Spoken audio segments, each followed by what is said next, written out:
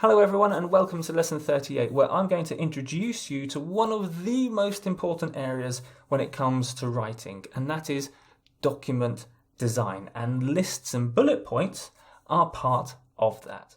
Now, it might surprise you to think, why is document design more important than words? Why is the organization of writing more important than the writing? And that's a very valid question. After all, I've done 37 lessons on words and vocab and grammar and stuff like that. So why only in lesson 38 am I introducing something completely different? Well, now it's the time to really shake up the way that you think about how you write, and that is to think about the things associated with writing. And the way you design your document, the way you design your text, is very much part of the communication process.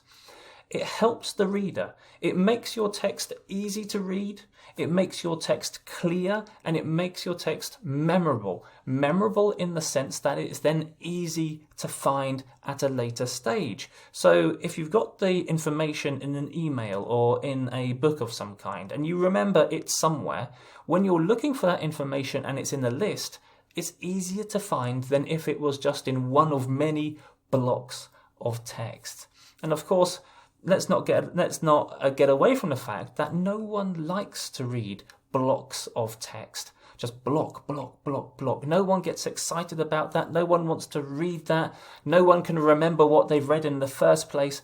If you break up the text thinking about document design by using lists and bullet points, you are helping the reader, you are creating more attractive copy. And it has the added advantage of helping you as the writer. What do I mean by that? As a proofreader and copy editor, on a weekly basis, I have to break down blocks of text into lists of different sizes, lengths, and so on. And in that process, I meet grammar mistakes, logic mistakes, other writing mistakes. And so then I have to contact the author, and I said, okay, I'm doing this, but I can see there's something slightly wrong here. Do you mean to say this? And very often, in fact 99% of the time, the author says, yes, that's what I meant to say. And you wouldn't believe the types of errors that I encounter when I am going through that process of creating a list from a block of text. It is the full range of potential grammar, vocabulary, structural errors. Okay, so that was quite an introduction, so let me give you an example. During the meeting, we need to present our forecast for the next year, competitor sales figures, including for our new product lines, or year-end results for last year.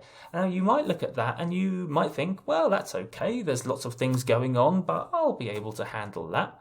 And I'm sure you will. You can read that and reread that and make your own notes and try to understand that and make sure you don't forget anything. But if I just presented it in a list, it makes your life so much easier. During the meeting, we need to present our forecast for the next year, our competitors' sales figures, our sales figures for the new product lines, and our year-end results for last year. You can see the extra information that I've introduced in orange to make that list work, because very often that's what you have to do. In creating that list, you realize, okay, I need to be clearer here. I need to add in extra information here. I need to change this. And that's why creating lists helps you as a writer, not to mention the fact that you're making the reader's life that much easier. Okay, so here are the teaching tips. Lists and bullet points are a part of document design. Document design is one of the most important areas to think about when you're writing a document. It's a hugely important part of communication, so much so that if you know about the world of user experience, customer experience, website design, even designing presentations or anything which is client-facing, the world is very much moving in the direction of how can we present this so it's clear, that it's easy to read, that it's memorable, that it's useful, that it will encourage clients to come back to us. So document design and lists and bullet points are very much part of that process. Please don't write in blocks of text anymore, okay? Old-fashioned, outdated, if you can, avoid it. Find ways to break up those blocks of text. Lists and bullet points are one of those ways. And I stress this point again, it cannot be understated how lists help you as the writer to think and write. If you write a block of text, as you go through that same process that I go through, you write a block of text, you then think, okay, how can I present this in the list? And then you analyze your own writing, and then you see the logic mistakes, the grammar mistakes, and so on. So creating lists improves your ability to write. Okay, time for some questions. If you would like to do these questions and you're on Patreon, then click on the link below and download the questions. And of course, once you do them, then please check out my answer video. If you are not on Patreon and you're watching me on YouTube, LinkedIn or Facebook and you would like to take part and do my questions, then please think about joining me on Patreon. There's a link below this video. So I'd like you to read the texts below. These all contain information that should be put into lists, and I'd like you to put them into lists. And by way of example, have a look at this. Please remember to bring the financial reports for last year, next year's forecasts and current sales figures to the meeting with the CFO.